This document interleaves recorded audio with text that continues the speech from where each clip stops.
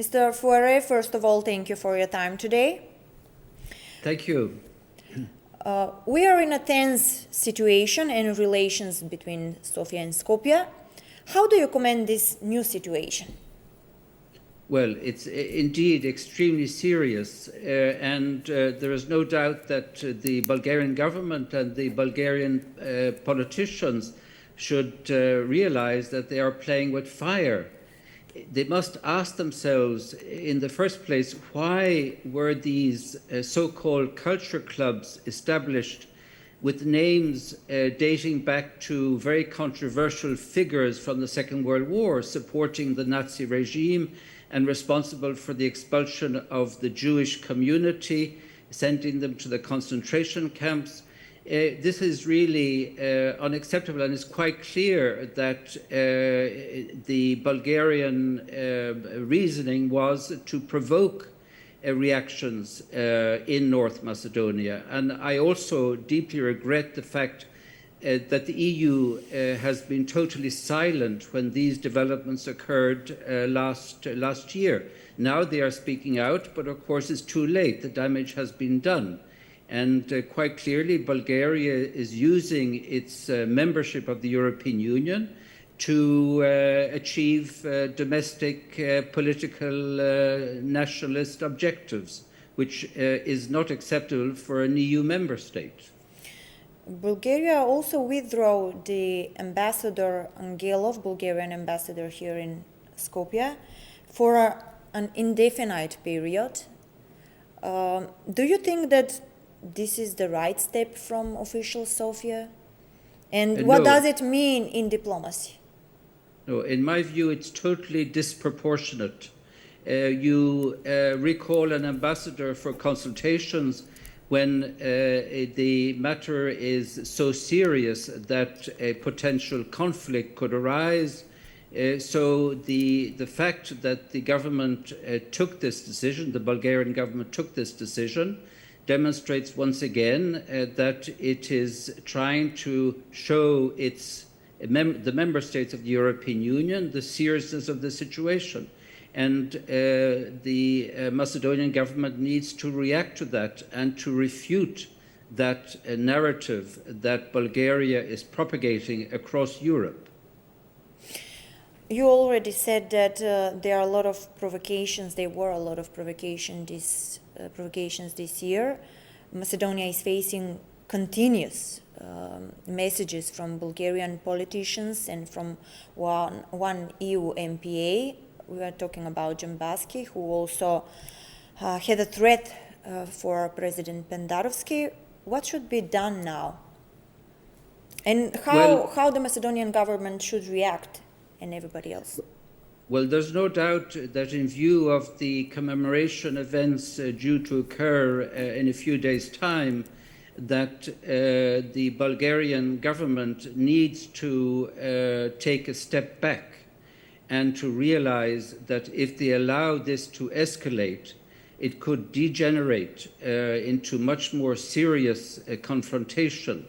And this will be of no help to them. Of course, it will be very damaging to the entire regional situation and to North Macedonia's negotiations with the European Union. I think for the North Macedonian, for the Macedonian government, there needs to be a greater effort to refute the Bulgarian narrative and to lobby with the member states to demonstrate the reality of the situation. And they can do this very effectively and without using the aggressive tactics of the Bulgarian government. And in this way, they can demonstrate that they are Macedonian people and the Macedonian government are worthy of EU membership, whereas Bulgaria is acting in a totally contrary fashion. So there needs to be a much greater effort from the Macedonian government to speak out and to make sure that the member states of the European Union are aware of the true situation and that the Bulgarian narrative is totally an artificial one, supporting Bulgarian domestic political agendas. Do you think that Bulgarian government will step back? If they are true to their membership of the European Union and understanding that that membership requires responsibilities, then yes, they should. Unfortunately, their behavior in the last year, the last months, doesn't give much hope for confidence in this respect. But here again, I do believe that the European Union institutions themselves must act. They can do it discreetly or whatever, but they must act in order to warn Bulgaria of the seriousness of their actions, and that if they allow this to continue, it could degenerate even further. And this would be a great tragedy, because I think Macedonian people have demonstrated enormous patience in front of these repeated provocations by the setting up of these so-called cultural clubs, 3 of them, if I'm not mistaken, with names that were bound to provoke. And there, again, it's a failure of the Bulgarian government to understand the seriousness of what they are doing.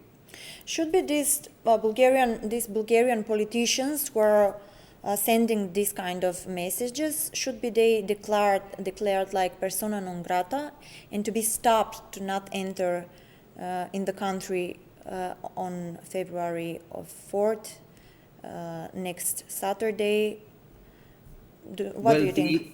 Yes, the Bulgarian politician that you mentioned has already been sanctioned in the European Parliament last year for his alleged Nazi salute, and I think that the Macedonian government would be perfectly in their right to state that this gentleman is a threat to law-abiding citizens and is a danger that it could lead to violence. And I think in that respect then, the call by President Penderovski is a correct one.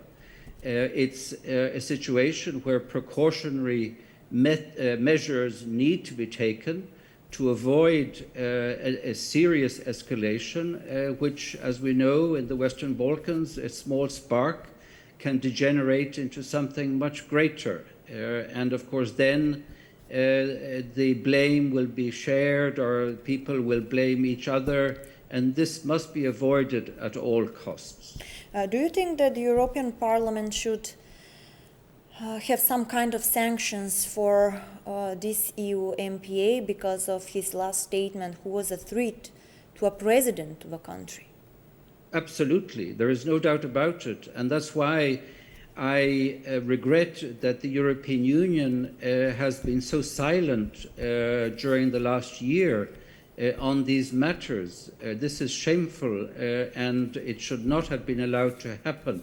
Now the EU institutions are speaking out, but as I said, it's too late because the damage has been done. So there is every reason to hope and that the EU institutions will finally realize the seriousness of the situation and take the appropriate action to avoid a further escalation.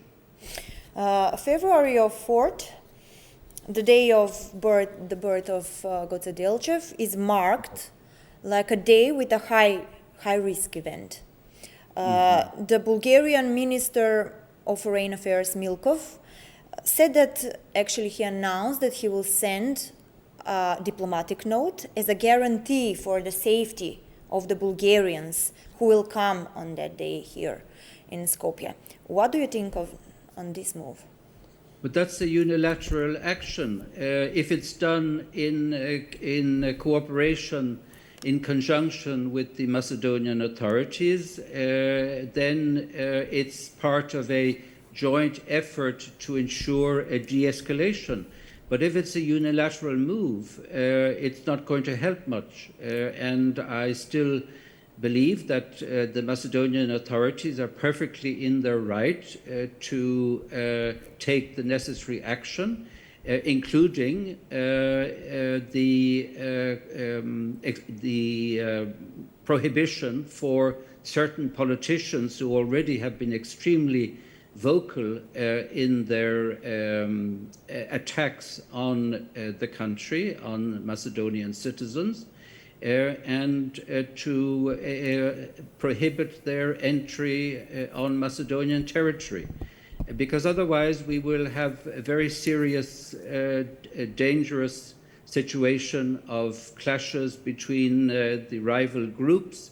And of course this feeds into the nationalist minorities, and this is not going to help anybody. So I do believe that the President's call should be heeded, and that this gentleman and others should be prohibited from entering into the Macedonian territory for this specific event. How do you evaluate the reaction of the Macedonian authorities? I'm talking about the last incident in Ohrid with Christian Pendikov. Well, you know, it's extraordinary that this person, I mean, certainly violence should never be condoned, no matter what the circumstances.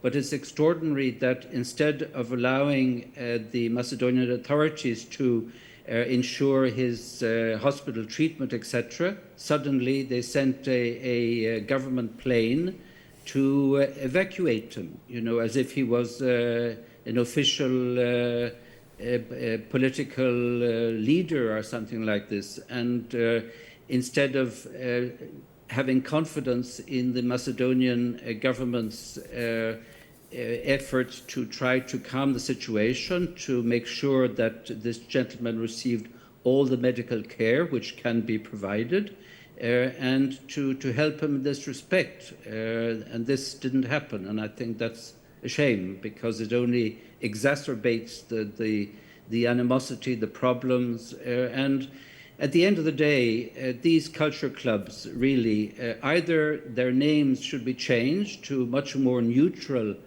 forward-looking names that will unite both Macedonian and Bulgarian citizens, or they should close them down, because these incidents of aggression will just repeat themselves if this doesn't happen.